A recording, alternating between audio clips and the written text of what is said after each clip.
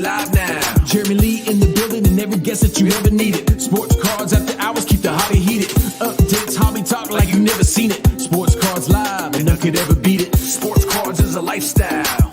Sports cards and we live now. Welcome to another episode of Sports Cards Live with your host, Jeremy Lee.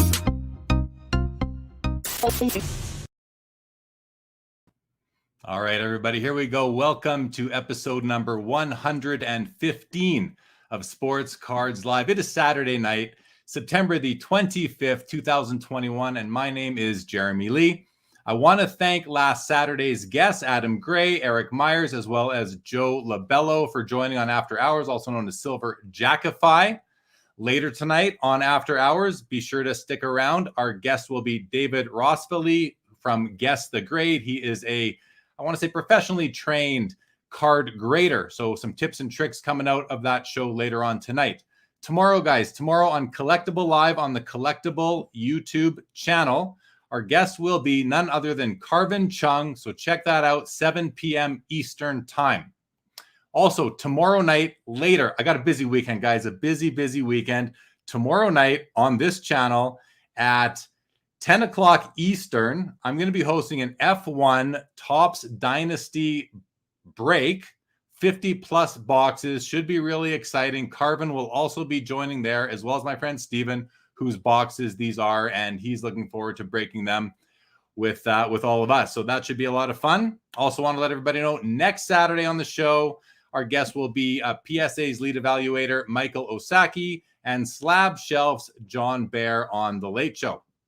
I want to shout out, as I always do, my guys at the Big Three Hockey.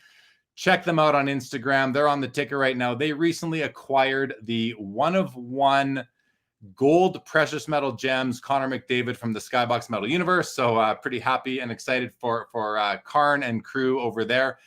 Anyway, check them out. Also want to shout out, make sure everybody is aware, the Sport Card Expo in Toronto, November 11th to 14th. I will be there. I cannot wait. We are well overdue for an expo. I also want to shout out Whatnot and congratulate them on their Series C capital raise. Way to go, guys. And I want to shout out all the podcast listeners. You know, I appreciate you. Thank you so much for tuning in.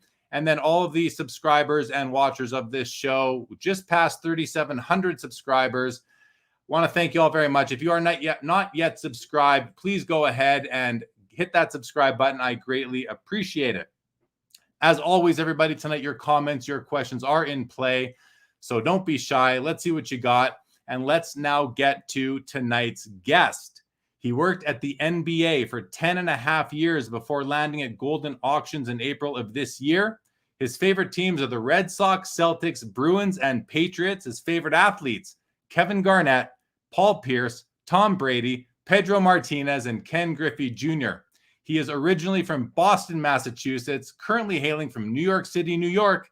Let's bring him out. Sam Farber, welcome to Sports Cards Live. How you doing, man?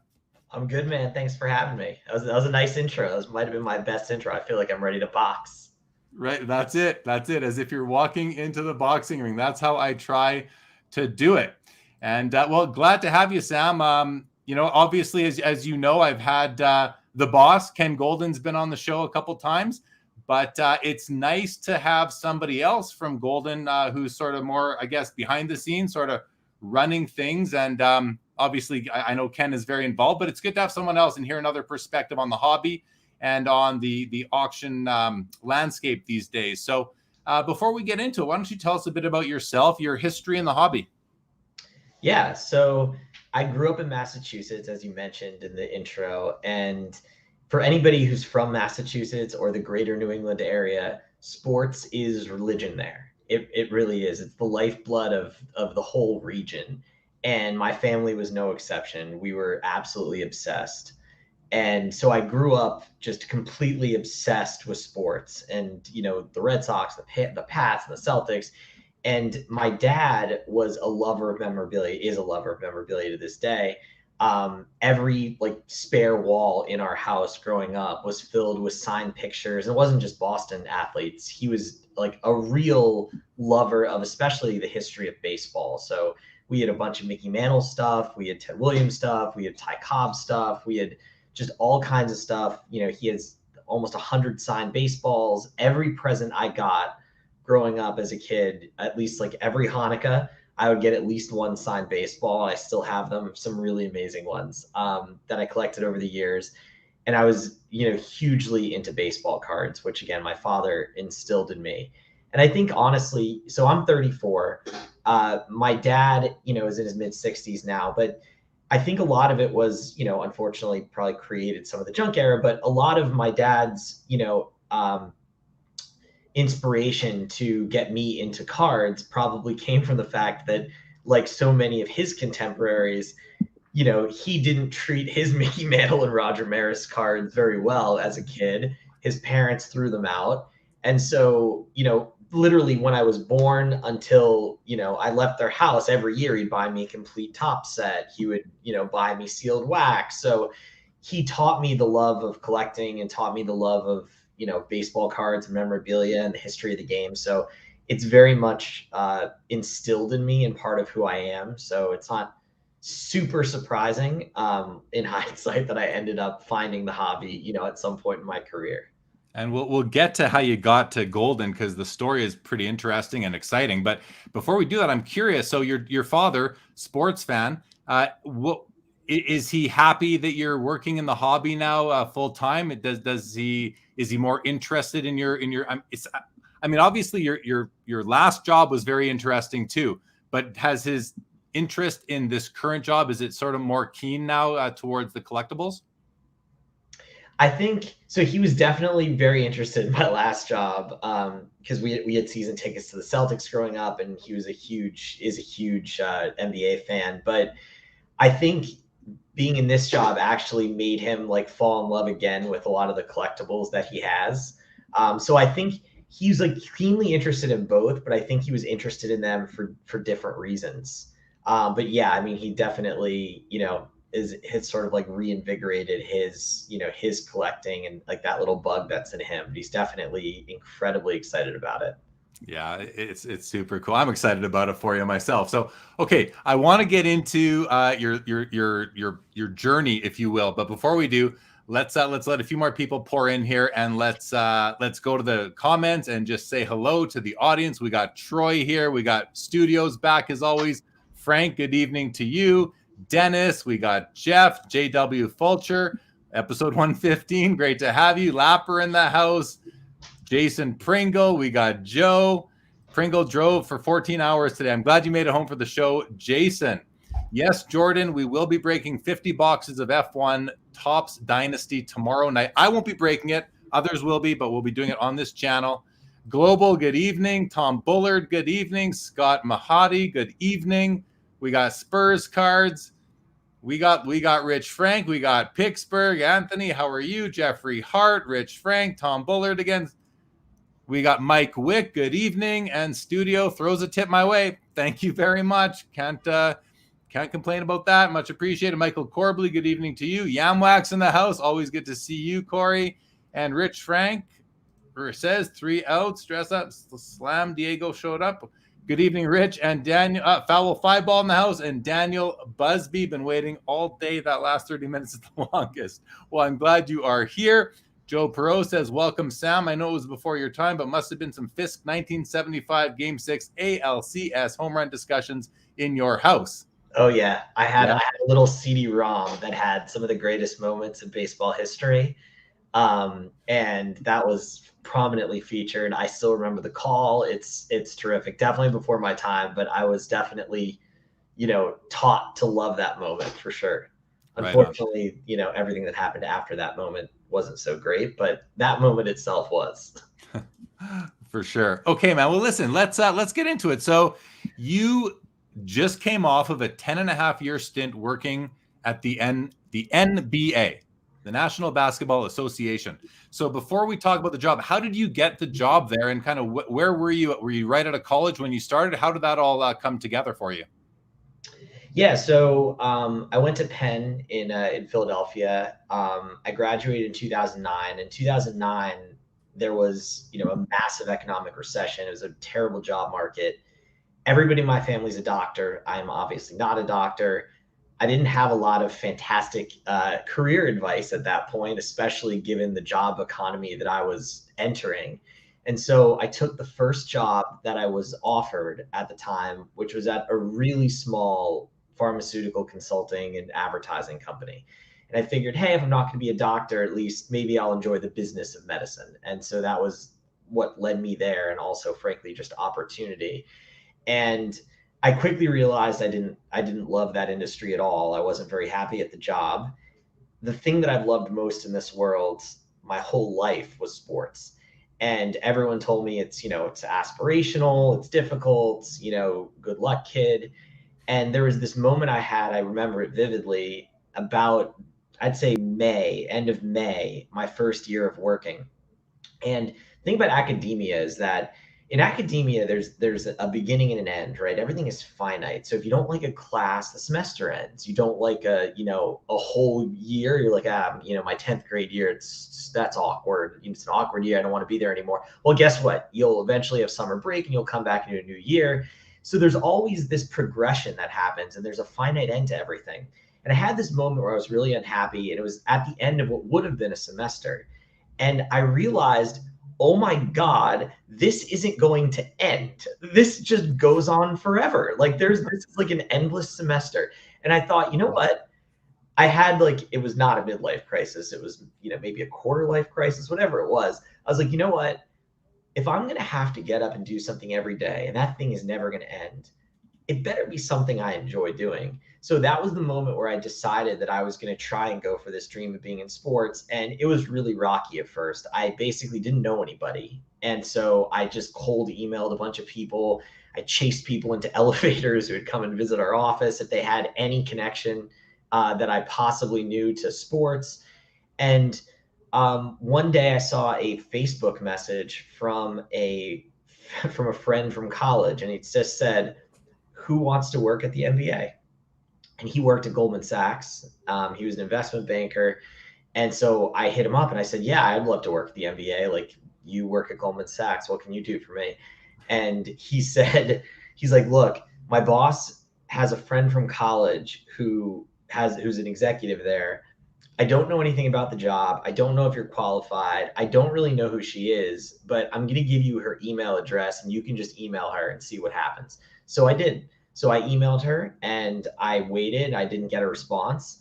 And a couple of days later, I got a call from human resources at the NBA saying, hey, would you be interested in coming in for an interview for a position? And so I did. And the position was for the marketing role for what was at the time called the Development League, the minor league, and sort of a side dash of social media, because social media was first, was just sort of taking hold for businesses at that time. It was 2010. So I did this interview. I think the interview went well. I met the woman who was friends with, my friend's boss. Turns out she had also gone to Penn, so we had that connection. I think that's why it caught her eye. So I had a couple of good interviews, and they gave me a 10-month contract position that was due to expire the day that the CBA expired in 2011 on July 1st. So I figured when I was entering that building for the first time, I thought, you know what? This is probably only going to be for 10 months, but this is going to be an awesome 10 months. At least I'll have sports on my resume, and maybe I'll be able to leverage it into another sports job down the road. So that was how I started at the NBA. It was basically just, taking a swing at a 10-month job to do minor league marketing. And that's how I got my start there. So kind of a crazy serendipitous beginning, but we all need those moments. Yeah. Congrats. What a great kind of launch pad that's become now for you. And so let's get into then the job itself at the NBA with a bit of the context being how it set you up for where you are now. So your job at the NBA was content, I believe, and really social media. But the way you explained it to me, I really want the audience to get a feel for this. Was where were we as in culture as far as social media goes, and kind of how did that all come together? Yeah, so the job, as I mentioned, was on its face supposed to be development league marketing and a side of social media, but as a society, social was really taking hold for businesses. And at that time, I still remember when I first got there, one of the handouts that they gave me in my welcome material was a sort of one sheet that somebody at the company had written, and it was basically weighing whether Facebook or MySpace was going to win the battle. And at the time in 2010, that was actually a conversation that was still happening. So just to give everyone some perspective as to where we were and where the social landscape was, that's where we were. So Twitter was less than a year old. Facebook existed. YouTube had been there for a little while. And there was really not much else. Snapchat and Instagram and all these things ended up coming later. So it was definitely the early days. And the job quickly became, all social media. And frankly, there weren't very many of us. It was me, and it was one other guy who goes by Ice. His actual name is Jim. And it was my boss, Melissa, who oversaw a bunch of things. And those are really the only three people at the entire MBA who focused on this business at all. And it really just became, the entirety of my life. So I would spend my day thinking of content, posting content, forging relationships, managing relationships with these platforms, figuring out what worked, figuring out what didn't work, figuring out how social media could benefit groups within the MBA, our sponsorship group, our marketing group, all those different things. And then at night, we would actually switch off shifts of live tweeting games. So we would sit there at night and we would watch games on League Pass, and I would follow them on the NBA app, and I would actually tweet out the scores and tweet out what was happening in the game. So that's how bare bones and early days it was when I started there in 2010. And so for the first 5 years I was there, it obviously, social as a whole grew like crazy, but it also evolved as a business. So not only did more platforms show up, the platforms became a heck of a lot more sophisticated. The type of content that was required to be posted on these platforms became a lot more produced. So back in those days, when it first started, it was a lot of text only, and then there were external apps in a lot of cases you had to use. There was an app called TwitPic. There's an app called TwitVid for the social OGs. You'll remember all those. And so you had to link out to even include media in a tweet. That's how crazy it was. But then all of a sudden, these platforms started to host media. And so I really, for that first 5 years, I built out our digital content business. But so many different facets grew. There was a licensing and business development, function that needed to happen that I was sort of running, and a partnership function, both internal and external. There was analytics now. And so this cottage industry of social analytics that existed so people could measure what was going on.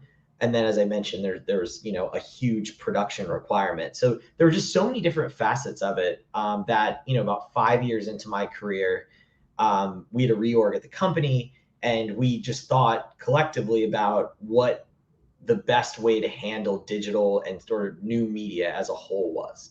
And so it was at that point that I switched roles slightly, and my role for the second 5-year stint I was there was focused on 3 primary areas.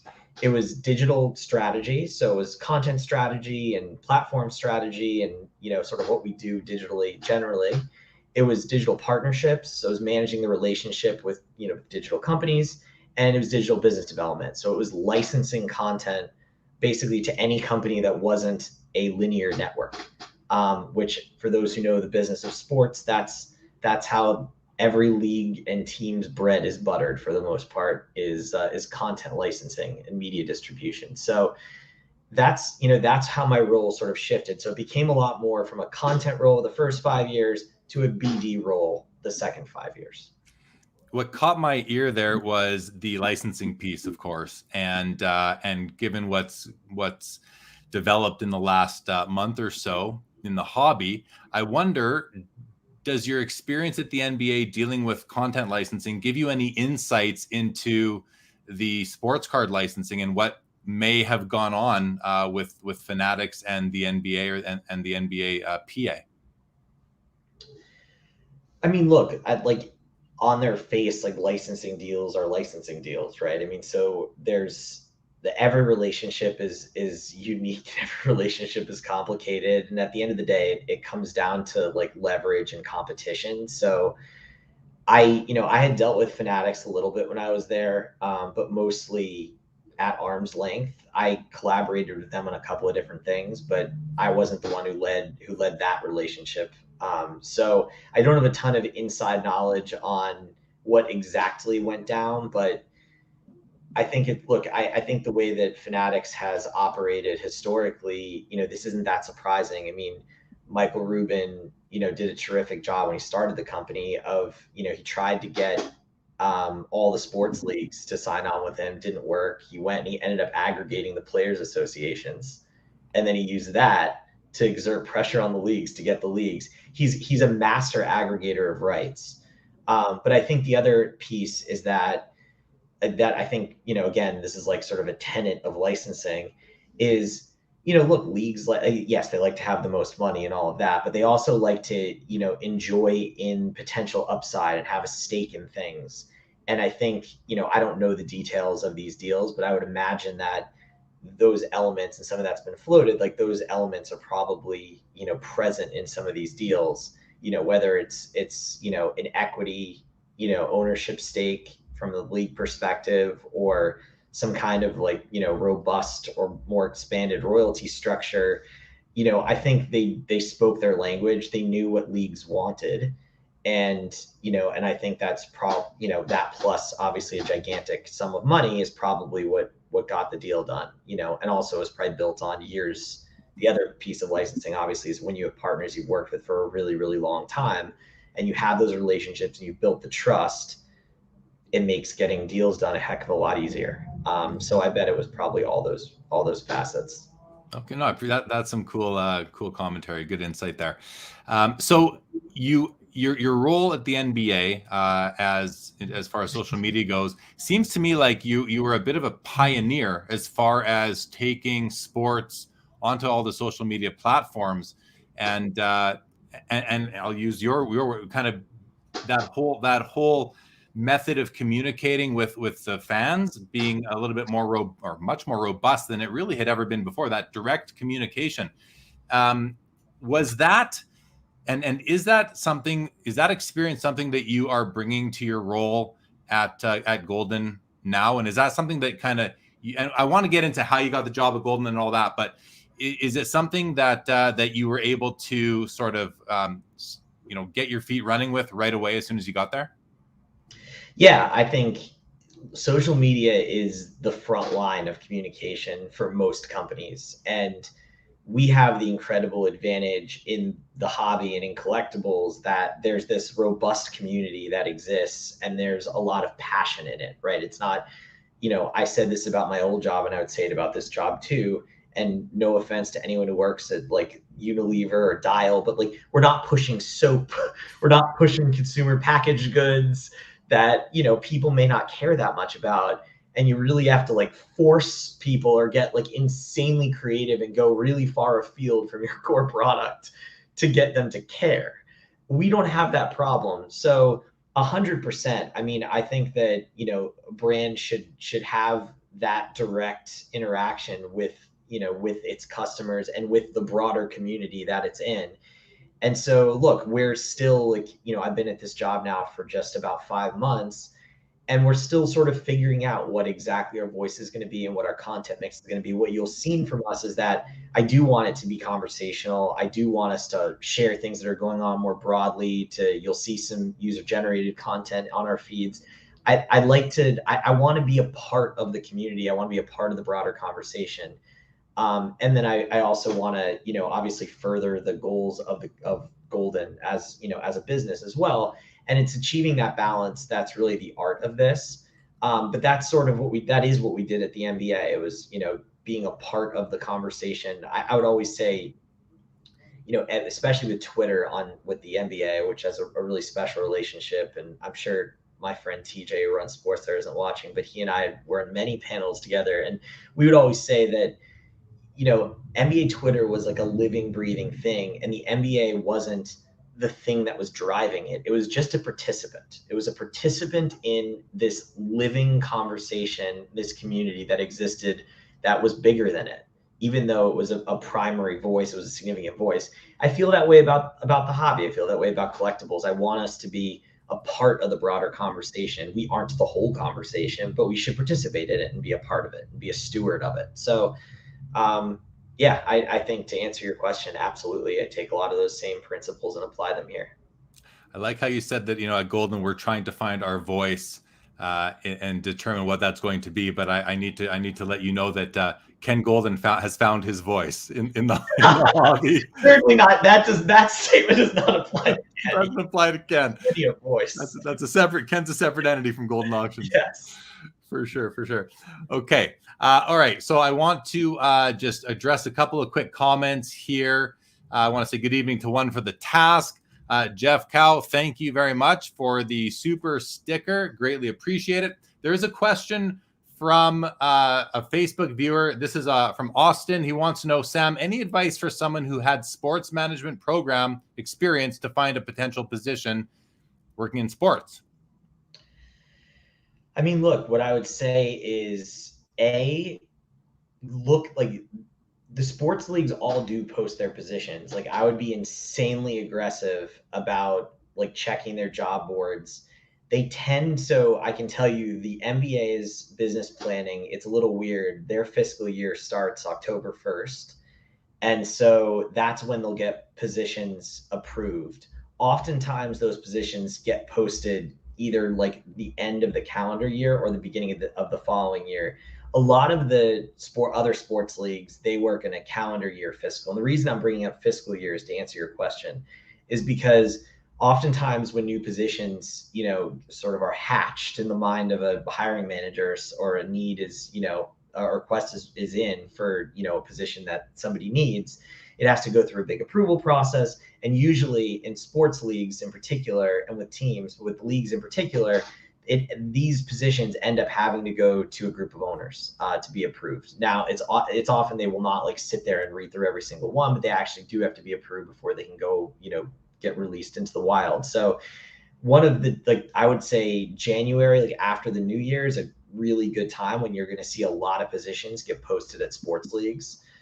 I would say couple that with a LinkedIn search of people, like, use those keywords and find the hiring manager, or find people at, depending on what level you are or you want to get to. So if you are applying for a manager position, find directors, find vice presidents that have those same titles and hit them up on LinkedIn.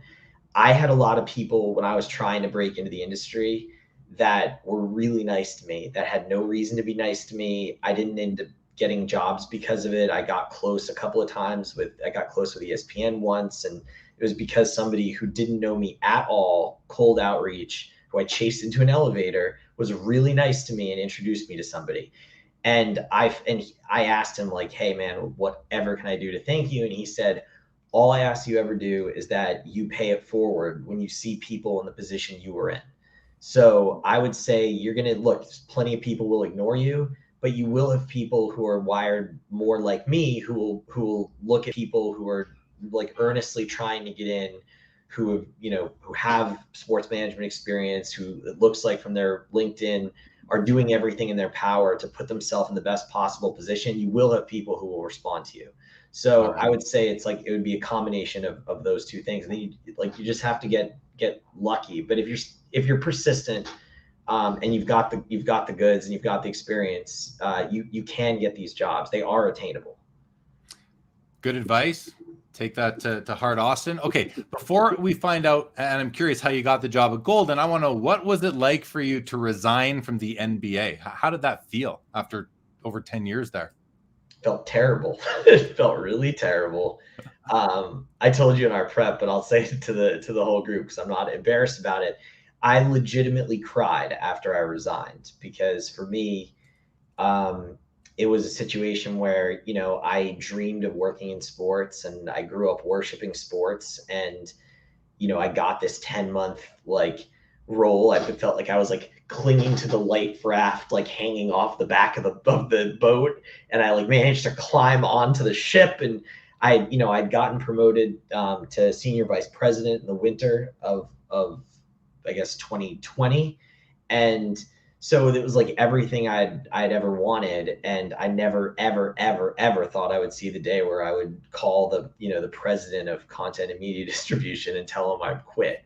Like it was a gutting experience, even though, I knew why I was doing it, it was for good reason, all of that, but it was a very difficult moment for sure. Yeah, that's got to be a tough resignation to tender when you're working for such an organization like the NBA.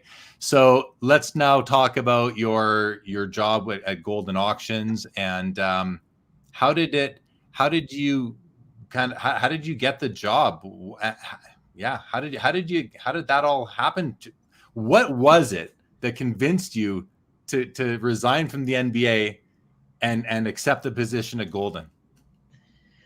It was a few different things. So in 2018 or so, 2017, 2018, I got back into collecting cards again. So I've said this to people before, and I've helped people sort of onboard into the hobby or like rediscover the hobby in the last bunch of years. But I think everybody who collected as a kid has this thing like burning in them, even if they don't know it's there. And the moment that you like rediscover it and reignite it, it's like you never left. So I got really addicted to buying cards, and I was prospecting, and I was doing all kinds of crazy stuff, and I was loving it. And so I was like definitely in tune with the hobby, and I saw like, oh my gosh, it's growing so much over these years, like 2018, 2019, 2020. You see it like really start to grow. And I saw a tweet. So I got my MBA job from a Facebook post, and this job came as a result of a tweet. And I saw a tweet from David Rosvaly that the Chernin Group made an investment in Goldin Auctions. I was familiar with the brand. I was familiar with Ken, and they named Ross Hoffman CEO. And I recognized that name as somebody who I had worked with in my last life. So Ross, who's now the CEO of Goldin, Ross was very early at Twitter. He was there from 2010 to 2017. He was in like the first 100 employees there. And he and I, since I managed the relationship with Twitter and he was my counterpart's boss, he and I, had met. He's a Sixer fan. I'm a Celtic fan. He's a huge NBA fan. And so he and I had this epic banter over the years. And so anytime we would go visit, we would see Ross. And so I had this relationship with Ross. He left Twitter in 2017. He went to Headspace, which is a meditation app. And believe it or not, he and I did a deal there where the NBA had a section in the app. And so he and I sat on opposite sides of the table for a long time, and we did a couple deals together. So we had a lot of trust with one another, and we had worked with each other, and we'd gotten along. And so I texted him just to congratulate him, not to fish for a job or anything at all. So I texted him just to say, hey, congrats. And I was actually secretly hoping that he would invite me to come visit Goldin, and I was hoping they would have some cool stuff that I could see, maybe see the warehouse, or I don't know. So that was basically what I was hoping for. That's what I was fishing for, really. And so he and I connected. We had a good call. One thing led to another, and he sort of floated this thought like, hey, I'm looking for, do you know anyone, who can do business development? Do you know anybody who can do content? And I was like, oh, I don't know. I have a network. Like, sure. Like, what kind of experience are you looking for? And he's like, sort of like yours. and I was like, oh, okay. So I noodled on it, and I thought, I probably have to be the one to, maybe he wasn't trying to put me in an awkward position or whatever it was. So I noodled on it, and I went back to him and I said, hey, I'm interested in finding out more about the role. And that's ultimately how I got interested in it and how I got exposed to the role. But like, what convinced me to go over the edge there? I think it was the fact that I'm just a huge, and still am, a huge believer in what's happening in the hobby. And I was so juiced up at the time, even when I saw the TCG investment, about institutional money coming into this hobby. I was like, oh my God, there's so much money being spent. And a lot of these companies are sort of relics, like in all facets of the business. Like, I'm like, wow, like when like institutional money comes in and there's like real capital investment, like this is going to be unbelievable. Like the future of this thing is going to be absolutely just incredible. And so I was really, really excited about it. And, you know, I knew like Goldin was a great brand and TCG has a lot of terrific investments. And I talked to Ken, had an epic conversation with Ken. I talked to Nat Turner. I talked to Jesse Jacobs, who's one of the co-founders of TCG, and just everything that everybody told me and sort of getting to know those folks, it like all of that together, plus my excitement about the hobby is ultimately what pushed me to, you know, to tender that resignation. Oh, well. All right. It's interesting, man. And, you know, was Ken himself a part of the recruiting for you? Did he try to sell you at all on coming over, or was that more with your old contact from Twitter? I spoke to Ken before I accepted the role. I mean, Ken, it was a funny conversation. You know, it was the first time I'd ever talked to him directly, and he's just so much, and as you know, he has so much energy and he's so much passion for this space. And he was just giving me like his 2 cents on like where the future of this thing is and like how it's, you know, basically on a rocket ship. And he's basically his sentiment in that call was like, what are you waiting for, man? Let's go. This is a no-brainer. So yeah, I had a good conversation with Ken. Okay, right on. Wanted to say good evening to my guy Skeppy. What's up? So your contacts, I mean, you obviously developed a great network working at the NBA for over 10 years. Is that network now of benefit to you and Goldin just by virtue of you being there? Yeah, definitely. You know, we're in sports, which, you know, I have a tremendous network in. So I think, you know, sports is a very like insular community. And I've met people, you know, from all different facets of the community over the years that I've definitely called upon now, you know, when I'm thinking about different deals. And, you know, there are consignment opportunities with athletes and with teams and leagues and things of that nature. So 100%, but it's also, you know, relationships in venture, relationships in technology. There's all kinds of different relationships that, you know, that I've forged over the years at the NBA that definitely are incredibly helpful today. Makes sense to me. Makes sense. So, okay, let's move on now and talk about you start working at Goldin earlier this year, and pretty quickly the company is acquired by Collectors Holdings. How fast was that? What was the timing? You started day one. What day did that happen? I might get the math or the Approximate. You're wrong, but I think so. I started in early April, and I think the announcement happened in July.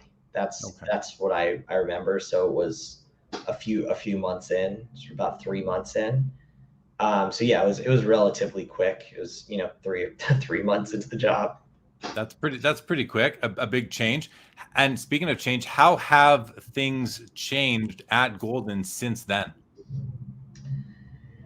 I mean, things haven't necessarily changed as a result of that. So, you know, the companies all within Collectors Holdings are independently run, are still going to be independently run. So I wouldn't say anything has changed at Goldin as a result of that.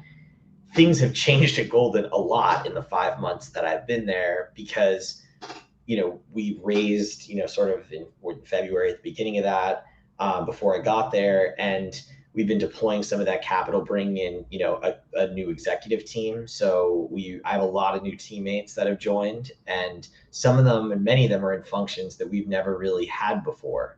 And so, you know, what's amazing about Ken is that he built this business and he grew this business and he had such an incredible business.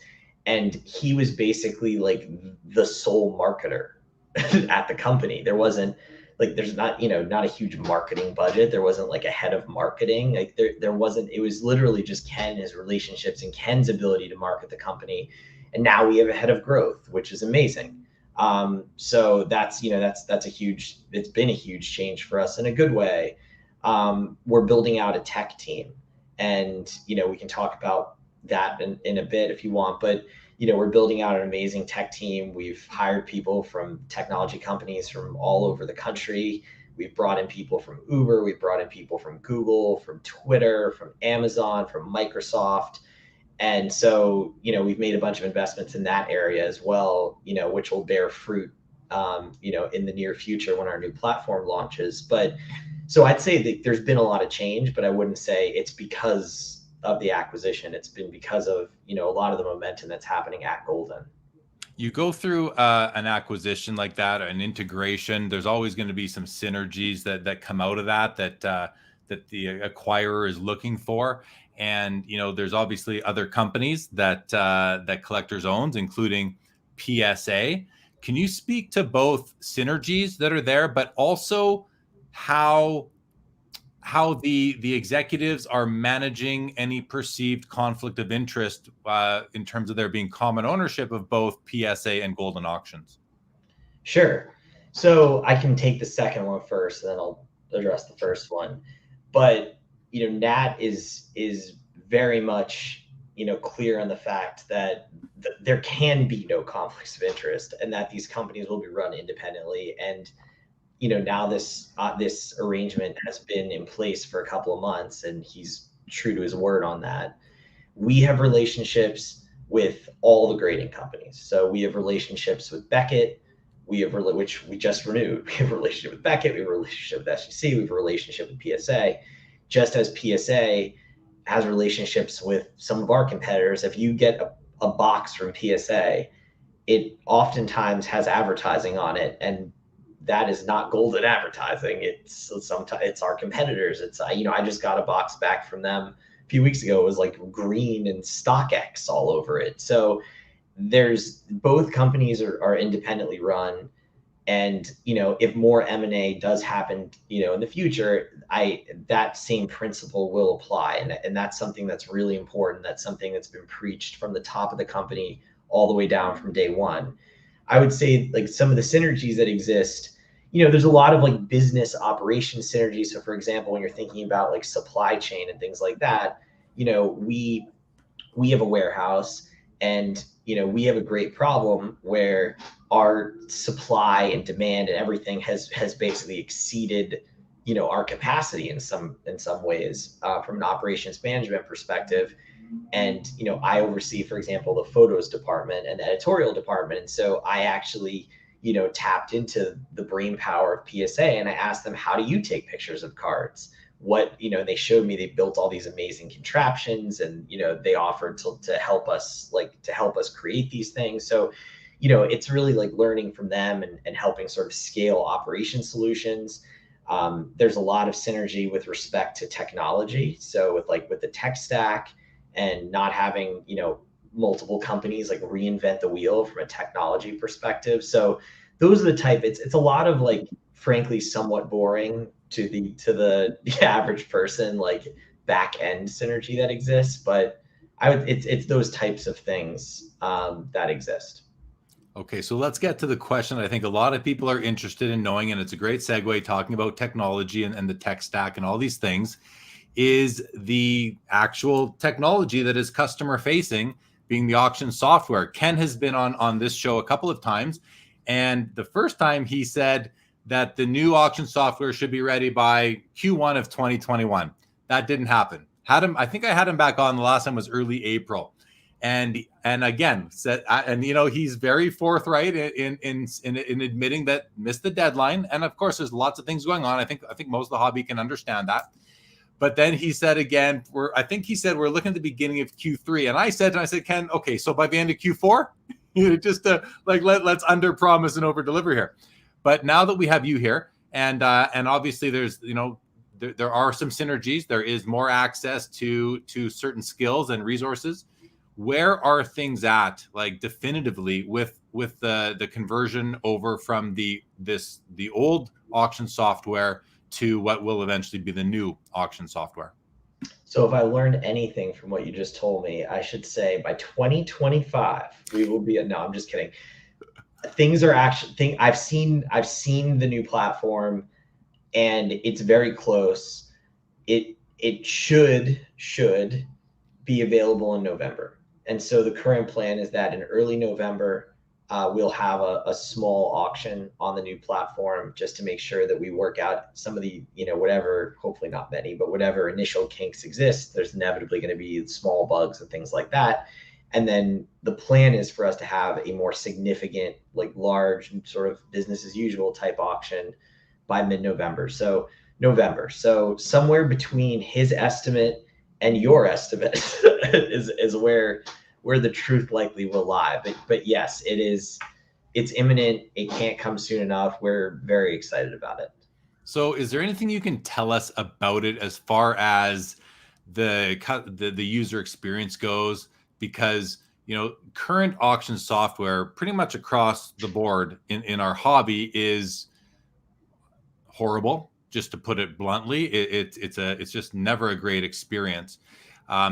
What can you tell us about the new Goldin platform in terms of like how slick is this going to be? Any updates to the auction, the way it's organized and just the way it rolls out, and anything that is any sneak peeks?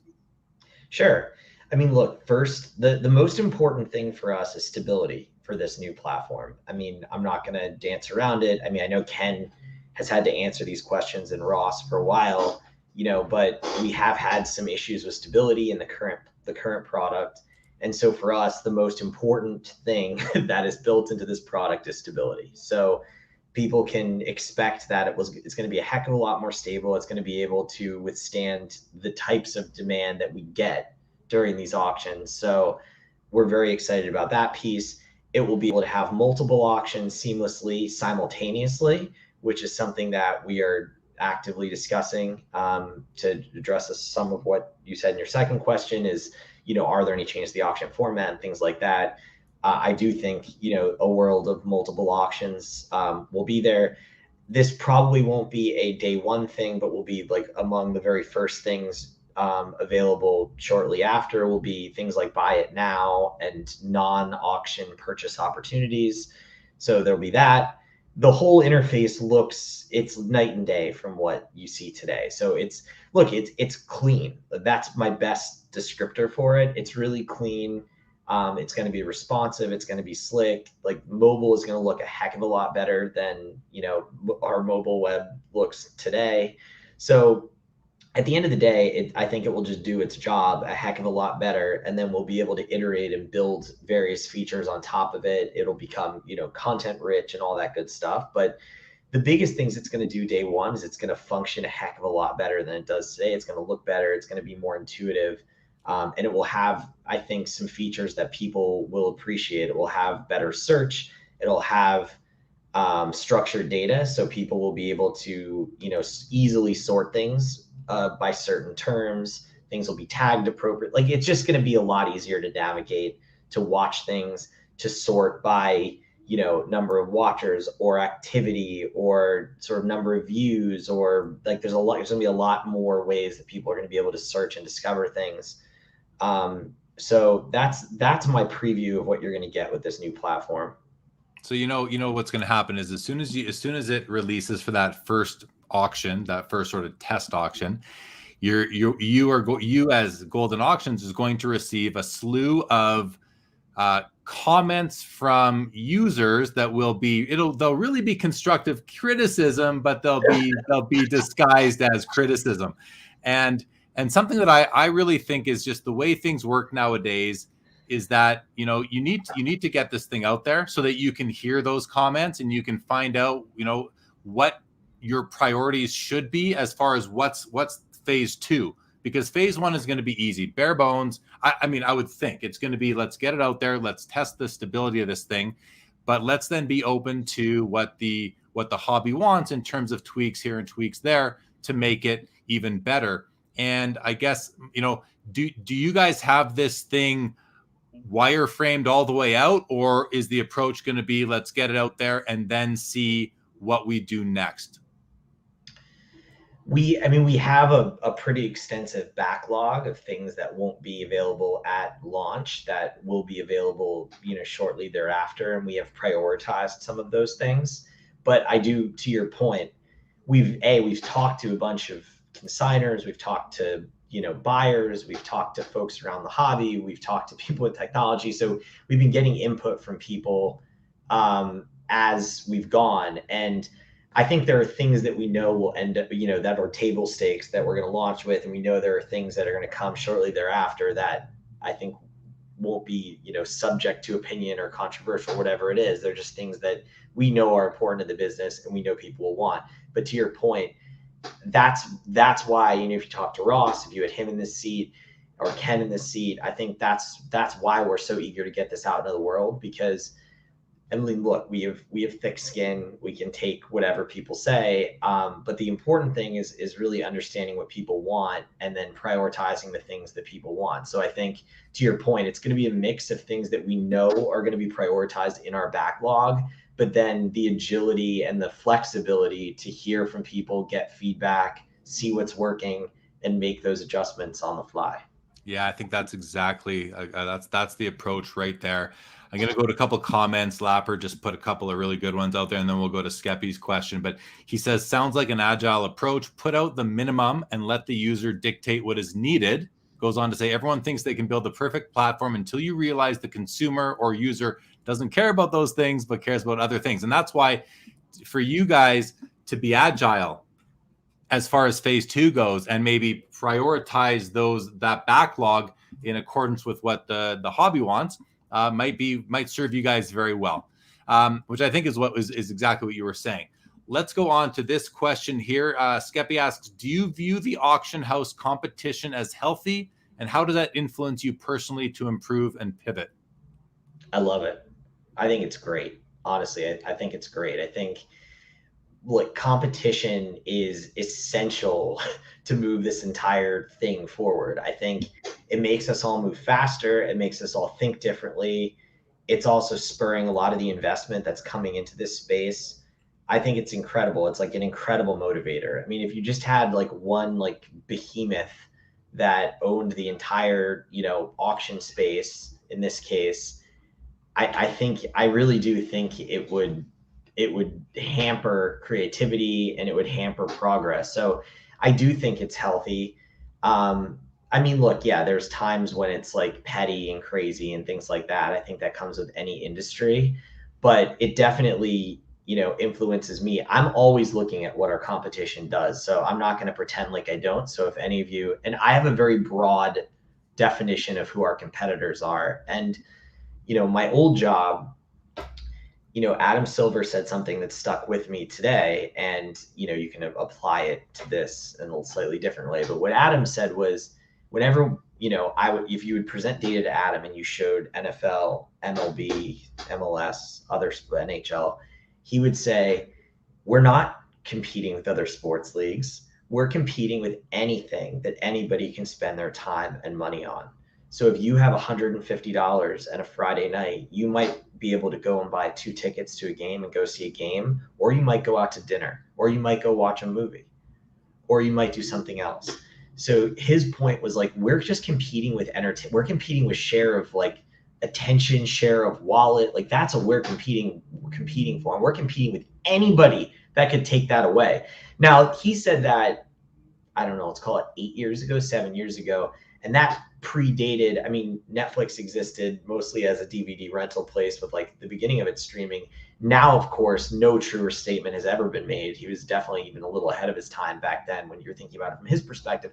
From our perspective, it's the same thing. I have a really broad definition of who our competition is. And I look at everybody in the space all the time. And I'm jealous. Anytime someone does something that I think is cool, I'm jealous, and it makes me want to go out and do something cool. So I have my eyes out for everything. I think it makes all of us better, though. Honestly, I think that's what part of why I'm so bullish on this industry as a whole. So I want to take that and just flip it a bit to another area within the hobby, being the sports cards themselves, because you love the competition. That's what you're very passionate about that, and I love that. What are your thoughts then, just a general hobby discussion now, in terms of the single license era that we're in and we've been in for 15 or so years now? How do you feel about that? Like, as someone who kind of came from the NBA. You collected as a kid, but you kind of came back into the hobby in the late 20 teens, and you came into the single license era. You love competition, and I say love because you exuded that just now in your, as you were speaking. That was very passionate. How do you feel about the single license era that we're in today? And do you think it's good? And it seems like we're going to continue with that into the foreseeable future. It's going to become more consolidated in the future based on what we're hearing about Fanatics, right?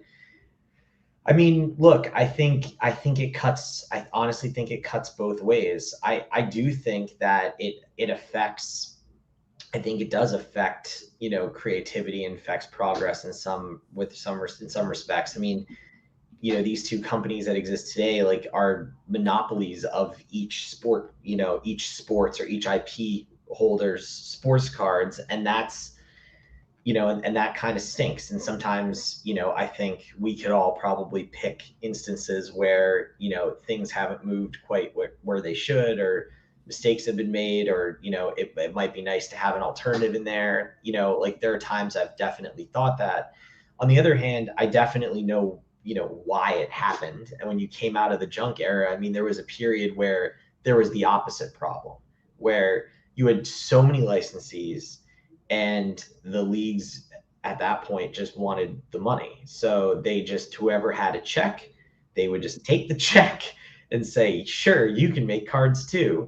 And it just created this insanity where everybody was overproducing, but there was also way too many cooks in the kitchen, way too many, companies out there that were making cards of, every different sports IP. So I look, there's no, like, there's in that particular space, there's no perfect answer for it.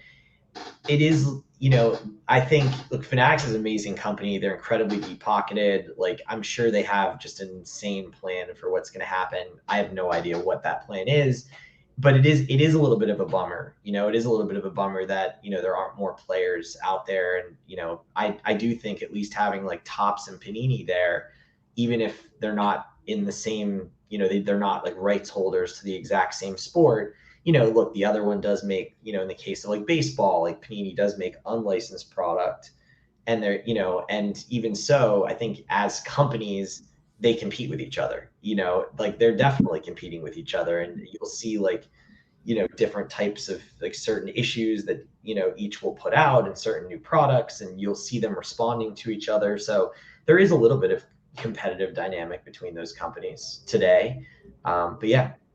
Do you have any insight based on your years at the NBA into, and I've heard over the past while, I've heard many different theories as to why we are in a single licensing era.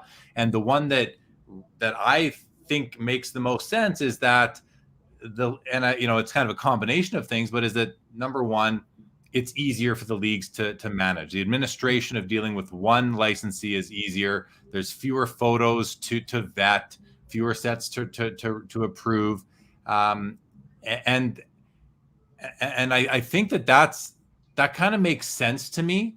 That is a reason why we'd be in a single license, purely out of convenience.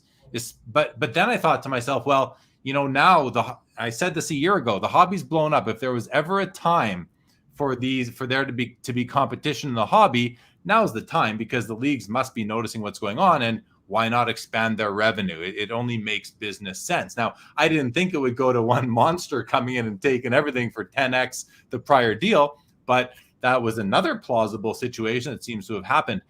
But back to my question, do you have any insight, and is that correct, or do you know why, as far as the NBA at least goes, why they would only want one licensee for sports cards since Panini came in and took it from Upper Deck? Look, I don't have insight into what the genesis of this, single license deal with Panini was. I would be very surprised, however, if they were motivated primarily by convenience. That would not be the NBA that I worked at. At the end of the day, if it made business sense for there to be more than one, then they would staff accordingly. So honestly, it comes down to the fact, usually you get favorable terms. Exclusivity comes with a hefty premium really does. It comes with a very hefty premium. And usually, and look, Fanatics is showing you that again. Like, it comes with a hefty premium, and it was probably a result of business terms. I mean, at the end of the day, like, look, ESPN and, so Disney as a whole and Warner Media are, they share, they're co-exclusive, but there's a reason why, like, live linear network games are not just everywhere, right? Like, you can make the same argument. They could license. Why aren't they licensing also to CBS? Why aren't they licensing to NBC anymore? Why aren't they licensing to whatever? Like, you could make the same argument there. The business terms often dictate what they do. So, and at the end of the day, I think, look, they are weighing different things, but I would say convenience are probably, in my guess, would be near the bottom of the list. Now, maybe when the deal happened, and this wasn't that huge of a revenue generator for the league, maybe it factored in because they were like, well, how many people do we need running this business that's like a rounding error in the revenues of the league as a whole?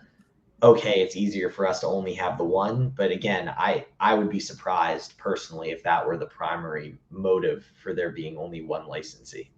I never thought that made much sense. You nailed it when you said if there's more business there, we will staff up. They would have staffed up, of course. And that was my argument a year ago, was if there's more business there, they'll hire a paralegal. They'll hire another lawyer internally, whatever it takes to do it. You're not going to leave money on the table at the cost of a salary, especially if it's big. But what my biggest takeaway to your comments there were, and I don't think it's not like a surprise or new information, but when you said that exclusivity comes at a hefty premium, because where my mind goes when I think of a hefty premium is that, well, now that hefty premium needs to either be saved somewhere or revenues have to grow. And I think the hobby at large will argue, okay, so that's why we have what a lot of people consider to be overprinting. And that's why we maybe don't have as much design innovation, because maybe we're not paying the designers as much, and those sorts of things. And I'm not saying that's the case because I don't work behind those closed doors, but a lot of people do think that's the case. And I just wonder if the exclusivity and the hefty premium based on the exclusivity is what has kind of caused there to be so many hobbyists that are just kind of tired of what they consider to be the same old thing. Now, for me, I've seen innovation every year out of card companies. I think a lot of people just they notice that the base sets don't look very different year to year, like Prism, for example, or whatever it may be. But any thoughts on that? Look, I think there's an element of truth to it. I mean, I've also seen innovation come out of card sets, and these card companies have certainly innovated, and you see a bunch of new different products, and you see some of them have gone, both of them have tried their hand at NFTs. And look, when you talk about just the physical cards, I do think you've seen some innovation there, but it's just the nature of the beast. And I can bring you right back to sports media. Has watching a sports game as a game experience on linear television changed that much in the last however many years, 10 years, 20 years? Has it? I mean, I really don't think it has. Like, and that's, we used to have these conversations all the time. And when I was, when I left, like this again, like sports media is the thing I know the most about in the world. And these are the debates we would have, and we would talk about, what are the pros and cons of adding in additional licensees and things like that, because yes, it can lead to innovation. And, when you just have these rights and you have them in 10-year deals, in the case of sports, sports rights, it often leads to a little bit of stagnation. I'll say that, like, Disney's definitely doing some stuff. Warner Media is trying. Like, I'm not trying to condemn either company, because they're both trying, and they're definitely trying to. But at the end of the day, like the fundamental experience hasn't changed all that much. Now, maybe it should, maybe it shouldn't. I do think, if there were if you went to the opposite extreme, it would probably be kind of a cruddy user experience in some ways. So you wouldn't know where to find games on a given night, and it might not fetch the highest nut for the biggest nut from a revenue perspective for the league. But I would argue, I bet you anything that innovation would happen at a much faster rate, because everybody would be competing with each other. They would all be one-upping each other. I think that same idea can be applied into this. So I don't think you're wrong. No. Yeah, well, appreciate the comments.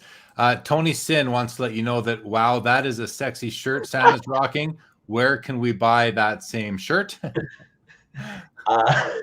Thanks for the comment. We can leave it at that, Sam. You don't need to reply. I'm flattered that you like the shirt. Yeah, I think it's a bonobo shirt.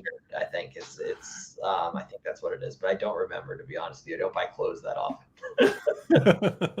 All right, I don't buy clothes very often either. I go to the National, and I'm set after the National with all the shirts that you get there. Yeah, that's where I do my annual t-shirt shopping. Let's talk about Ken Goldin for a second. We see Ken he's been on this show, he's on other shows, he does his Instagram Live now that he's really kind of committed to a Thursday night schedule. And so we, as the audience, the hobby, we see him that way. You work with him now. Is he the same guy at the office on a daily basis as he is when he's out in public? There's only one. There's one Ken. Ken comes in one flavor and one speed, and it's like very intense. So yes, he's the same in the office. He's the same when you talk to him on the phone. He's the same, he's the same on Instagram Live. He's the same everywhere. So yeah, there's just one Ken. Look, he's definitely a pioneer of this industry in a lot of ways. He's the face of the industry, or he's a prominent face in this industry, and he cares very, very deeply about the success of the company. I mean, his name's on the door. I mean, I can't relate to that, right? I mean, if there's a company where literally your name is like on the door of the company, I mean, to me, I think it would hit me the same way, that, just like the pride in that, and also the just like sort of obsession with making sure that everything being done is for the betterment of the company and moving the company forward. So, he's involved in all facets of the company. He's definitely a very intense guy. And so tell us a little bit about the show that's going to be starting to film in November, I think you mentioned. And before you do, so I was fortunate to actually, where you and I met, Sam, in person was at the National in August, after what has become I forget, the Goldin One of One dinner, I think it was labeled. Yeah. Is that right? And yes. And I ended up on the guest list. Very grateful for that. And at the end of the night, I approached you and introduced myself and talked about having you on the show and this and that. But it was at that dinner where Ken, kind of after we had all eaten, he did give a bit of a speech, and he announced to the room that what the title of the show was going to be, when it was going to start filming, and who the executive producer was, and when it would actually start to air. Why don't you just, instead of meeting, why don't you take us through those details, and then I want to talk a bit about the excitement around it. Sure. I can give you every detail. I'm not supposed to disclose the platform on which it will air yet. There has to be an announcement for that. But the show, it's called The Goldin Touch, and it essentially, is look at not just like Ken's life and the life of the business, but it really, each episode gets into the sort of the quest for a rare, piece of memorabilia or a rare card, or that item sort of showing up, at our office, in our warehouse, or, being sort of, presented to Ken, or presented to one of our consignment folks. It's being created by a company called Wheelhouse, which are famous for creating Pawn Stars. So you can kind of imagine the style, and those folks created that show and put it on the map and made it into the amazing success that it is. So they're definitely the right group to do something like this, and they've done a whole bunch of other stuff and sold shows to all kinds of different networks. It's being directed by Connor Shell, who I knew from my previous life, who was the head of content at ESPN. So, and he left ESPN, a few months ago, and he started his own thing that TCG invests in. But he's, incredible. He created 30 for 30. I mean, he's just, a pioneer in sports media. And so, he'll be involved. Peyton Manning is one of the executive producers and Omaha Productions. So it's got basically as great a list of folks as you can have involved in this thing. And I'm really excited about it from, the perspective of the company. Obviously, it's great for our company, terrific for us, and gets our name out there and gets Ken out there and gets some of our employees out there. But I also think it's good for the hobby, because look, if you've got folks that, are just trying to find something to binge on, a potential platform, they, and they discover it, it very well may get somebody back into the hobby that, had forgotten about it, or, just were sort of a little curious, and it may like reignite that in them. So I just think it'll be great to get more exposure for the hobby. So very excited. It films, I believe it starts filming sometime around November, December. And then the air date is TBD, but it'll be 2022. Awesome. And are you expecting there to be like in Pawn Stars, they go into the gold and silver pawn shop and they do their filming right there. That is the set. Is the set going to be the current Goldin Auctions facility? Yes, it will. So it'll take place in a few different places, but yes, there will be. They actually just did a site visit a week or two ago. So yes, it'll be there. There will be some at Ken's house, and there will be some, sort of on the road as the consignment directors and Ken go on, their various adventures, discovering things, picking things up, things like that. One of the things that, Ken has consistently been saying publicly is that, his goal with all of his media appearances is to really grow the pie. And I think you just sort of corroborated that when you said, I think it's going to be good for the hobby overall. And I think that's inevitable to happen, because you're going to, with when Pawn Stars came out and American Pickers and Storage Wars and all these things, so many people got into looking for cool old signs and all sorts of different antiques. If this show catches on mainstream the way that did, and how will it not? Everybody loves sports. Well, most people love sports. So how is it not going to catch on, especially if the director and the production team, hits a home run with this, throws a touchdown, a slam dunk, we can scores a goal, whatever you want to say. I think it's exciting. I can't wait to see it. So he also announced the executive producer. I don't want to say it in case I can't, but who's the big executive producer on the program, or can you say that?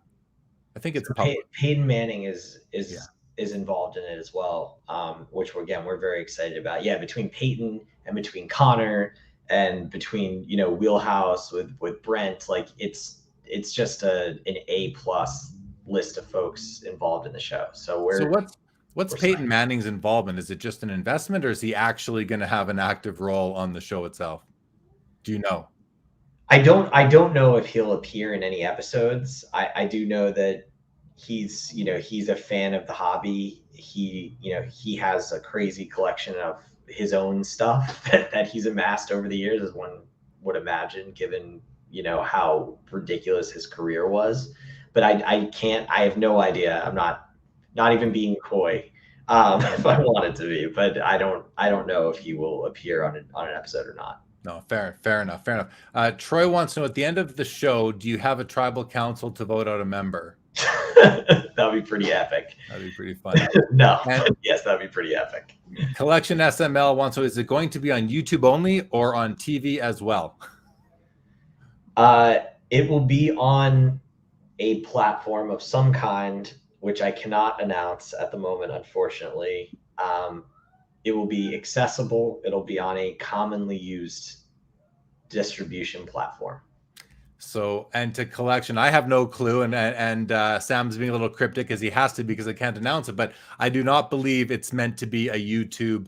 I could be way off on this, but I don't think it's meant to be a YouTube to be its primary distribution. No, it's not a web show.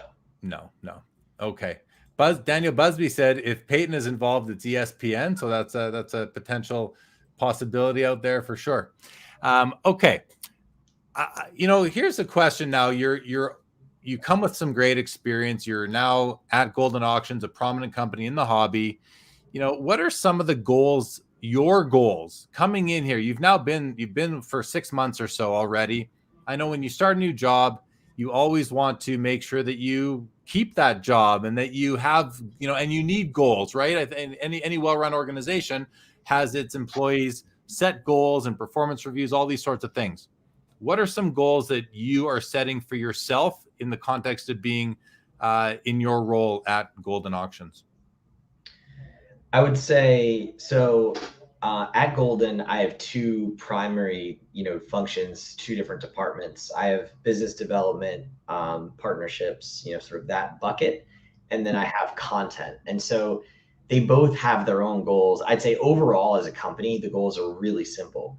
It's grow supply, grow demand, grow the brand. Three really simple goals for the company. Those three goals are also the three goals of each of those subgroups. I think on the content side, to be more specific, I want us to figure out our voice, which we're in the process of doing. I think very much from a content perspective, I think inside out. So building the right infrastructure, editors, the right talent, the right folks, the right graphic designers, the right templates, the right formats, the right playbook that we can then execute and iterate on. So you can think inside out, you can think in terms of, a house analogy and building the foundation and then building on top of it.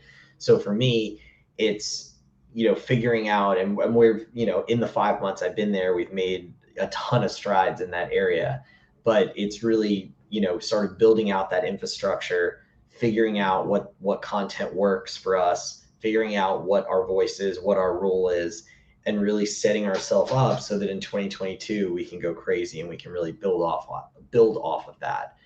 On the partnership side, I think for it's multifaceted, but I really want to forge some foundational partnerships, but also experiment with partners in different categories. So we have a deal with Barstool that we signed that in which we do live breaks with Big Cat and PFT Commenter and Ken, in addition and extra guests. We had Blake Griffin on the last one. And so, from the media company perspective, that's would be a foundational partnership. That's also something we're sort of experimenting with. We're talking to various entities within sports. So I want to make sure that we're establishing, foundational partnerships that have various components to them, so that have a supply component that help us drive demand and that are good for the brand, right? That ladder up to those three primary goals. And then I want to try stuff. Like we have an auction right now with the Patriots where we have 30 game worn and team issued jerseys from 1971 until the 20 teens. And so I want to try different things. We're talking about a couple of other things with other teams that'll come out pretty soon. So I want to try some stuff. I want to work with influencers. I want to work with companies in other verticals. So there's a whole bunch of things that I want to do there. But there, I really want to, I want to establish, foundational partnerships. And I want to, again, build that foundation, build that infrastructure, and build sort of the blueprint that we can then execute on in 2022. So a lot of 21 is setting the stage for 22. So you mentioned a couple things there. You mentioned verticals, you mentioned voice for the second time. And I'm curious, what do you mean by that? When you say we're trying to find our voice, and you said you're on your way there, it's in progress. Can you kind of just elaborate on that a little bit, what that means and maybe what you see it being ultimately? Yeah, I think it's a couple of things. You can take that term voice quite literally, and and view it as what is our tone? What is the tone of our content? That's not what I mean, although that is a consideration in content. But what I mean is what role should we have in the hobby? What content makes sense to come from Goldin? What role should we have? I think that's probably a better way of saying it than finding our voice, I guess, which, so if I'd rephrase it, I'd rephrase my own phrase as finding our place in the hobby from a content perspective. No brainer, we have Ken. That's a huge piece of what we're doing. That's established. That's not something that's being considered or anything like that. We have, and Ken comes with experience. Ken comes with insight on what's going on in the hobby. Ken comes with, he's like the mouthpiece of the company in a lot of ways. So that has, Ken's is his own entity there and is part of it. No brainer, we're going to have a lot of content about the amazing stuff that we're selling. We have, access to just incredible, like millions and millions and millions of dollars of amazing stuff. So like that stuff's pretty easy. Promoting what we're selling and even just telling the story of what we're selling is something that's going to be important to us. But beyond that, what is our role? Should we be educating people? Should we get into, the education of collecting and the hobby in general? Does that make sense? Like at what, just general hobby conversation, debate, that kind of thing? Should we be amplifying, viral moments and things that are happening throughout the hobby? Should we be commenting on what things, people should be investing in or not? I would say for that one, probably not. But that's what I mean by find our voice, is really understand like what the mosaic of our content should look like and what role we occupy within, back to the beginning of the conversation when I talked about NBA Twitter, what role should we occupy in the broader hobby conversation and the broader hobby ecosystem from a content perspective in particular? And that's what we're figuring out, using data, talking to people, using our own expertise. Yeah, great response. I appreciate it. You're not alone in that decision. I mean, I'm working with Collectible, the fractional ownership company, and I'm doing content for them on a contract basis. And I had, I just bring this up because I had their CEO, Ezra Levine, on the show a year ago. And one of the comments he made when I asked him about the future of the company was, he said, we want to be a content hub to it. And I forget his exact words, but he said that, and then they followed through. They're building out their content. So I think I'll set the stage with that, and I'll ask you, and it's sort of a loaded question. I feel like I have an answer myself, but how important then is it for these brands and these companies to build out their content? And how important, like, you're obviously putting a lot of thought into it, but is it important for Goldin to also, or just for Goldin to be a content hub as well? Or can you simply run your business, have Ken do what he does? It's who he is. It comes natural to him. Or do you need to have a bigger content position within the overall hobby? I think it varies for every company. I think every company has their own decision to make on it. We feel one way about it. We feel the answer is yes for Goldin, given Goldin's situation, given our aspirations. We feel the answer is yes to that question, that we should have a rich content experience. However, I don't think that's necessarily the case for everybody. Look, I do think content's important. I think even if all you're going to do is promote whatever your business is, I think doing that in a way that is engaging, in a way that aligns with best practices on whatever medium you're using, whether it's web, whether it's app, whether it's social media, whatever it might be, it's got to be interesting, or else what's the point of doing it if nobody's going to look at it, engage with it, enjoy it at all? And we're in something that everybody is passionate about. I mean, people are buying things. This is, this whole sector is part of, this trend of like passion investing that's going on. And also, people are collectors and they collect. It's called the hobby. A hobby is something you do in your spare time that you're passionate about, that you love to do. Like, no one's like forcing you to do it. This is like how people are spending people are spending their Saturday night, like listening to me babble about this because people love it.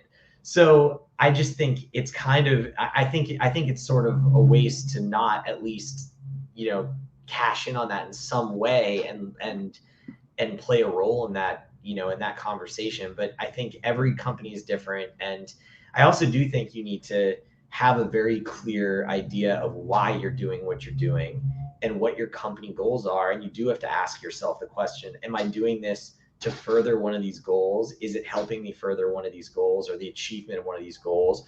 Or is it not? Am I just doing this to do it? Or am I just getting like a bunch of, likes or a bunch of views or a bunch of whatever, and it's not really doing anything for the business? Like there are things like that. And those are, again, that's part of finding your way in this space for sure. I really think it comes back to growing the pie overall. That's why Collectibles doing it. That's why Goldin wants to do it. That's why everybody should be doing it and producing good quality content.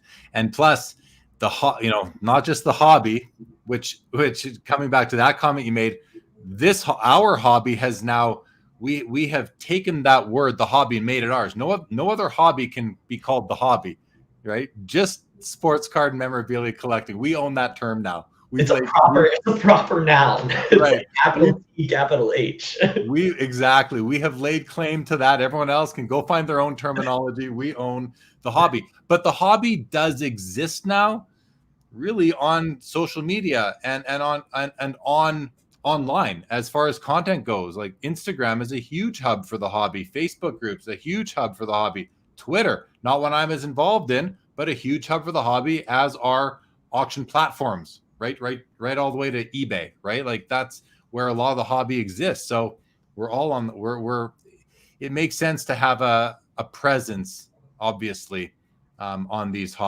on these social media platforms. I want to bring up a comment here. This is already from about 12 minutes ago, but Jordan says, Sam, you have been one of my favorite Sports Cards Live guests of all time. Very impressive.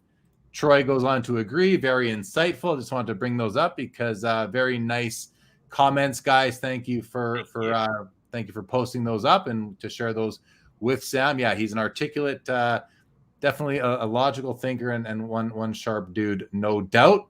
Adventures Troy says, we love the hobby, no doubt. Duncan Chino, good evening to you.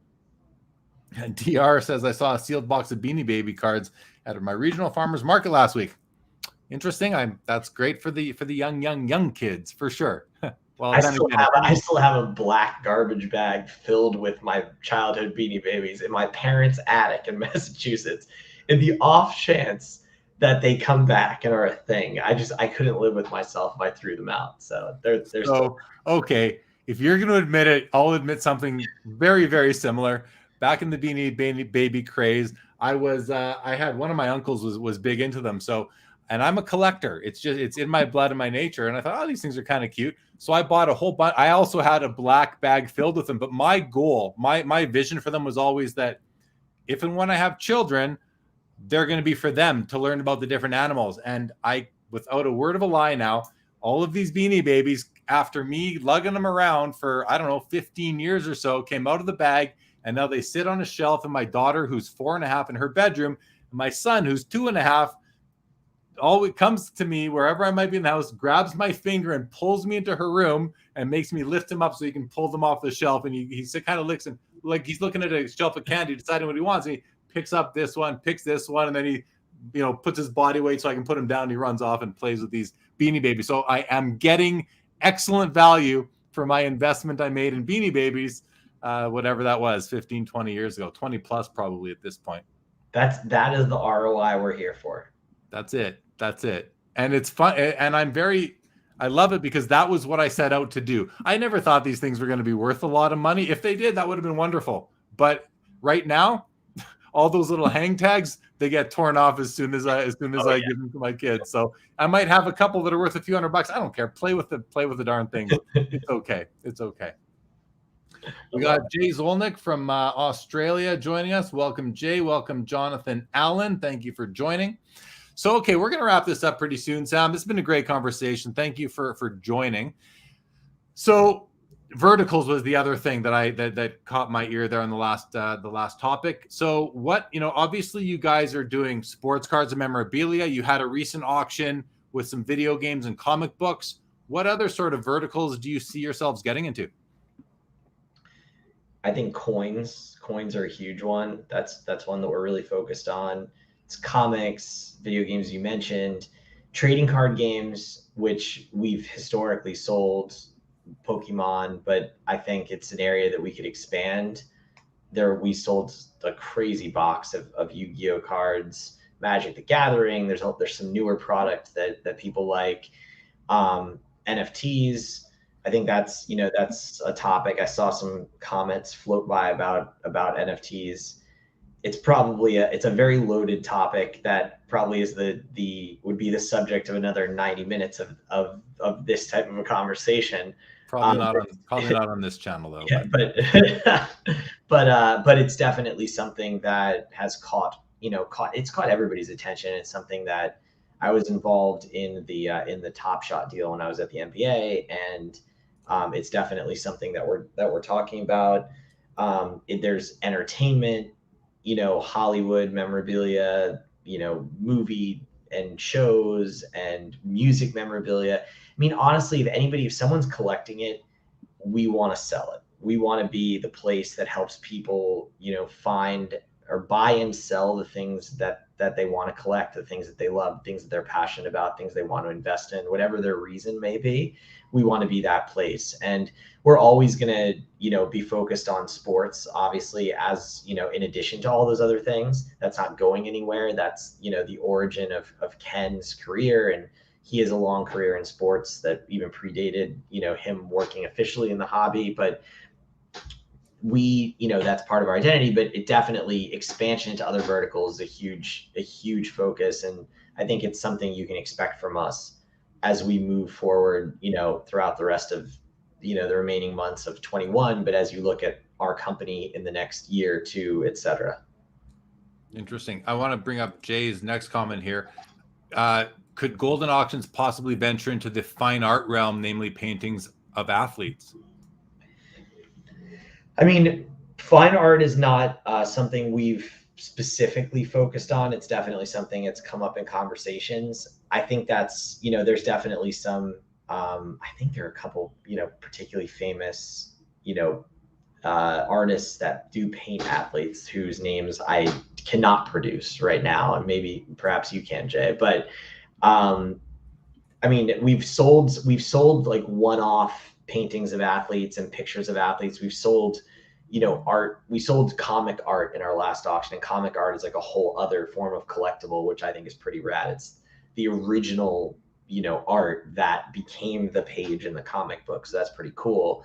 But we also sold, some of the original pictures from, if you remember the Topps 2020 set that they came out with, we sold some of the original artwork from that, from the artists that took part in that. So there are things like that we've dabbled with. Maybe paintings of athletes or art around athletes is a, more of a sort of a logical step for us.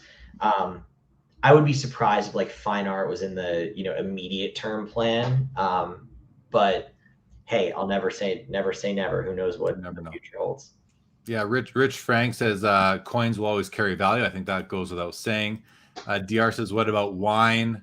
Jeff Hart says sports cards are fine art. Heck yeah. And that's really been a narrative as of late. And I do agree with that. I think it's our generation's art. Okay. And then I just want to address this comment, Birds on a Bat. I appreciate that, Birds on a Bat, but I'll let you know, if you check out the Sports Cards Live YouTube channel, there is a playlist called SCL Elsewhere, and it's all the other shows that I've been on, and I have been a guest on some shows, so you could check that out if you so choose to. Okay, I want to touch on two other sort of hobby items, if you will, both of which I am working with other companies on, just to put that out there and be transparent with the audience and everything. But I am genuinely curious. So as everybody knows, I'm doing a show now with Collectible on Sunday nights called Collectible Live. And I want to know your opinion on the fractional ownership approach to the hobby now that has become, a big deal over the past year. You're a collector yourself. You've been around for a while. How do you see fractional ownership fitting into the hobby on a go forward basis, and not just fitting in, but its function in the hobby? Look, I love it. I think it for me, is it what I want to do? No, I'm a little old school. Like, I like to have, I don't even like to, we have a vault now. I don't even like to vault my stuff. I like to have it, and in the cabinet, which you can sort of see right behind me, that's where a lot of my cards are. And I work out of this desk, and in spare moments in my day, I will just look through some of my slabs and things like that. So I like to physically possess things, and I also like to collect them. But look, I think fractional is great for a couple of reasons. One, I think it helps open up the hobby more seamlessly to people who just want to invest. And I think that's okay. I think when we talk about growing the pie, we have to grow the pie and include people that maybe aren't necessarily wired like you and me, Jeremy, who just, who do, love to just own the cards and view them as fine art and enjoy possessing them and putting them on the shelf behind us in these streams and things like that. And so I do think that fractional allows people to take investment stakes in things, and it's a little bit more impersonal and detached than physically owning the thing. I also do think it allows people to dabble in other areas within collecting outside of just sports cards if they don't, and it sort of like lowers the on-ramp into that area, right? Because instead of having to go and, learn about every comic on the planet and things like that, and like, which comic should I buy, and then spend thousands of dollars buying my first comic, if a company like Rally or Collectible or a fractional company has a comic, they IPO it for a certain amount, they disclose why it's special, they inform you about it, and you're like, okay, you know what? I'll buy a few shares of this. I'll see how it feels. I'll kind of watch it. Maybe it will get bought out. I think it actually helps people dabble in other forms of collecting in a way that they may not have been able to otherwise, or may not be willing to otherwise, if they were just left to their own devices. So overall, I'm really into fractional. I think as a person who works in the hobby, as a fan of the hobby as a whole, and as somebody who wants it to do well, I think fractional has an important role, and I'm into it. Yeah, I think it has a place too, for sure, in the hobby. And like you, I like to own my cards as well, but I don't think it's one or the other. These aren't mutually, they're not mutually exclusive. You can do both. And just while we're talking about, I will invite everybody to come watch Collectible Live tomorrow night, 7 p.m. Eastern. It's on the ticker right now. On the Collectible YouTube channel. It's youtube.com/collectible app. And my guest tomorrow night is going to be Carvin Chung, inventor of Exquisite in the Cup, formerly of Upper Deck, Panini, currently of GTS. If you don't know who he is yet, you should, and you can learn more about him tomorrow night when him and I will be rapping on the Collectible channel. So the next thing I want to ask you about how you think fits into the hobby, and then I'm going to tie these all together, are these live shopping apps. So I am working with Whatnot now. Whatnot is a live shopping app. There is Loop. I know Amazon and Walmart have dipped their toes into it, and Instagram and Facebook as well, I believe, have some plans coming.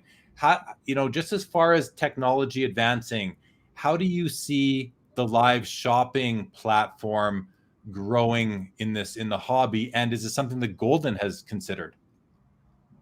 Well, look, I mean, I think live shopping isn't necessarily new as a concept, right? I mean, even if you think about just in the TV world, you had QVC, and I mean, that's a lot of the origin of Ken, was like he would get up on QVC and sell things. Even when you think about, the history of auctions, those are often historically, those are physical events. People were there. There was the competition there. They were, they were dressed up. They, were learning about the item that they were buying and things like that.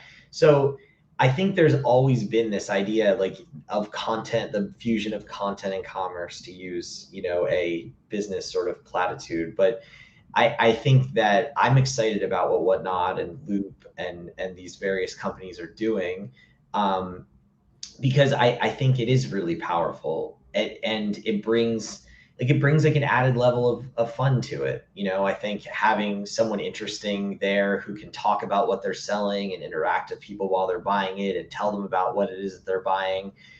You can see the bidding happening in real time. You can engage with the people who you're bidding against. In the case of Whatnot, like I find that really fun. I also love the idea that you can just like buy something and like open a pack. Like if I want to just like open a pack virtually right now, I could like go on Loop and open a pack. That's pretty sick. Like that's a really cool, that's an awesome thing. So I'm very excited about where things are going there. I think those two are great. And I know that Amazon is obviously heading there as well, and that makes a ton of sense. And Instagram has been prioritizing shopping now for a couple of years. Instagram shopping is incredibly powerful, and I think they're just scraping the surface of what's possible. And yeah, I mean, I certainly think that all these companies have a really exciting future in this space.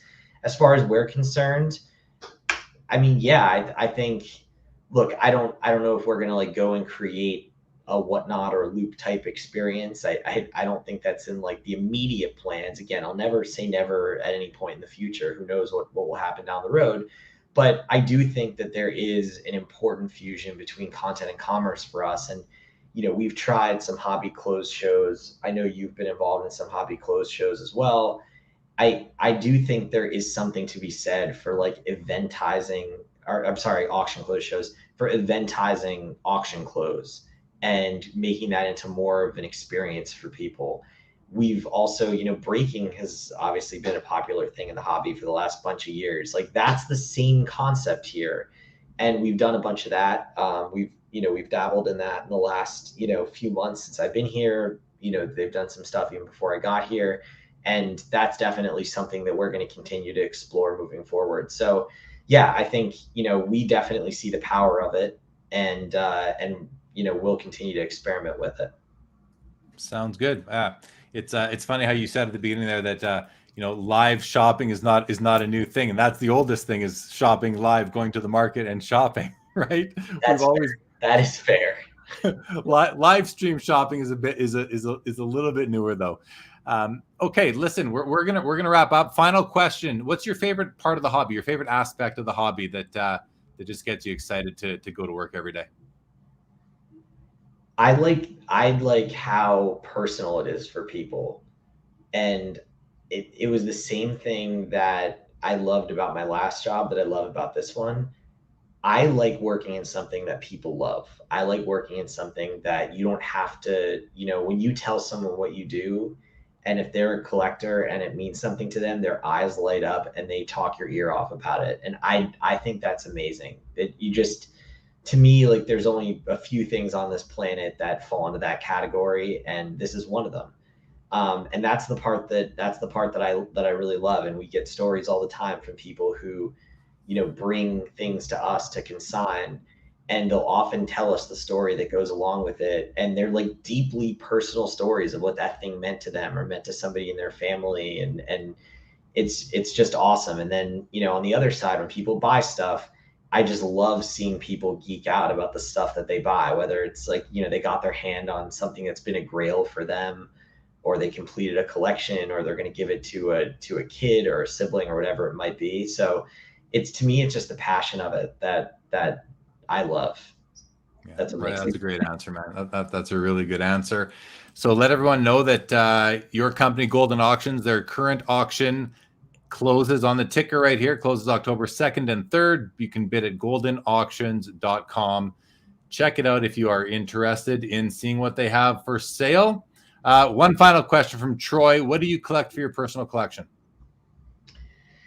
It's a little bit of a hodgepodge, but I'm a big player collector of Ken Griffey Jr. I have a ton of Griffey, Sandy Koufax. I have all of Koufax's cards ever, and I keep like upgrading them. Ted Williams as a Red Sox fan, and then it's just people that I like. So it's just, it's a random group. So it will be, some of the favorite athletes you mentioned at the beginning of the show, and just random things that have spoken to me, over the years, that I'll collect. But I tend to be a player collector. So what I'll do is I'll pick a player and then I'll try to get every single card from that player.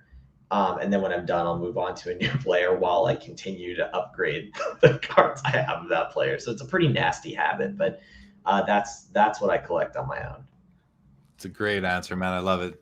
I got a Koufax rookie myself. I was one of my big buys of the National probably 10 years ago, and I love it to this day. All right, man. Listen, thank you so much for joining, Sam. This was a great discussion. You're a great guest. I really appreciate all your insights, well thought out answers. I want to thank the chat, everybody, for joining us. We will be back. I will be back in about 15 minutes with David Rosvaly from Guess the Grade. He's a professionally trained grader, lots of insights into grading, maybe some tips and tricks. We will see. Be sure to join us back. I'm going to take a quick break and then come live again on a new broadcast on the Sports Cards Live channel. If you are just joining us for the first time tonight, welcome to the show. Thank you to Sam and Goldin for bringing more viewers to my show, Sports Cards Live. If you're not subscribed yet to the channel, please go ahead and do so. If you've enjoyed this video tonight, this discussion, hit the thumbs up button. If you haven't enjoyed the video tonight, hit the thumbs up button. Both work for me. Sam, you wait right there. Everybody else, we'll see you in a few minutes with David. David, if you are out there, give me about 12 minutes, but show up in 7. We'll see you in the back room, and back next week with Sports Cards Live again, and tomorrow night on the Collectible YouTube channel, Collectible app with Carvin Chung for Collectible Live at 7 o'clock Eastern. Hope to see you all there. This show is now over. Sam, hang tight.